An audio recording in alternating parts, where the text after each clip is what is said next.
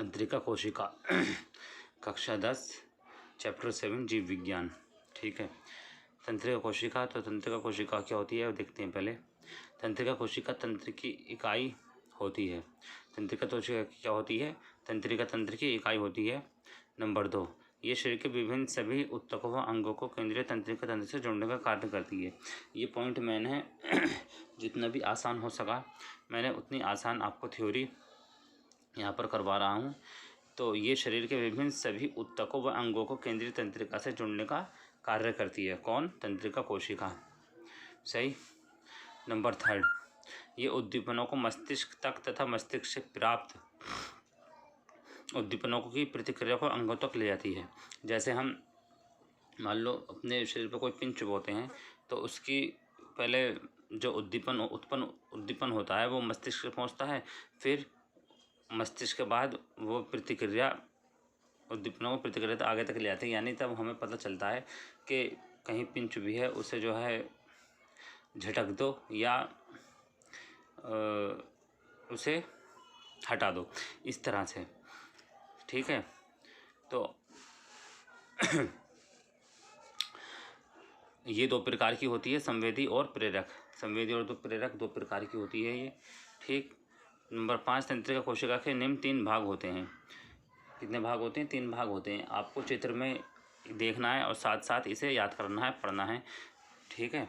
चित्र में देखते हुए आप इसे पढ़ेंगे तो आसानी से याद हो जाएगा और आसानी से इसे लिख सकते हैं।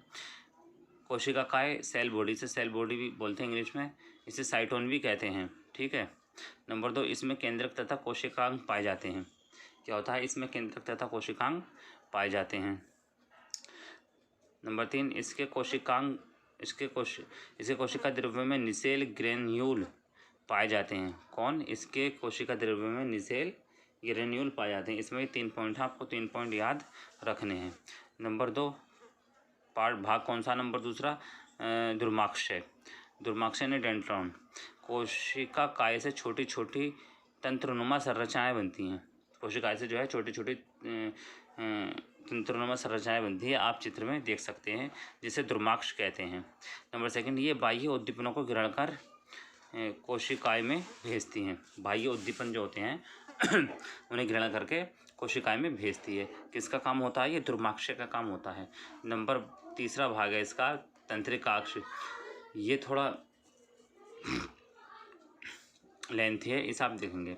नंबर 1, ये लंबा बेलनाकार प्रवृत्त होते हैं।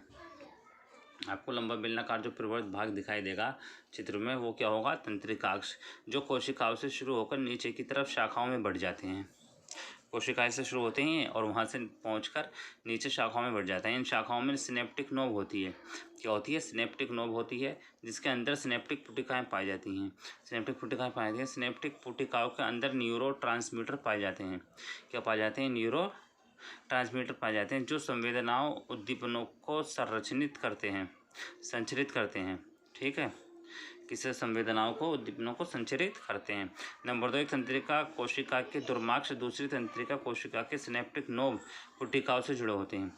जो एक तंत्रिका कोशिका के दुर्माक्ष होते हैं ना, वो दूसरी तंत्रिका कोशिका के सिनेप्टिक नोब पुटिकाओं से जुड़े होते हैं, है ना। यानी कि जो कोशिकाएं तक हमारा जो उसके नीचे आके वो शाखाओं में बढ़ जाते हैं, और नीचे आके वो उस सिनेप्टिक नोब पुटिकाओं से जुड़े होते हैं। उस स्थान को क्या बोलते हैं? संधि कहते हैं, संधि स्थल कहते हैं उस स्थान को।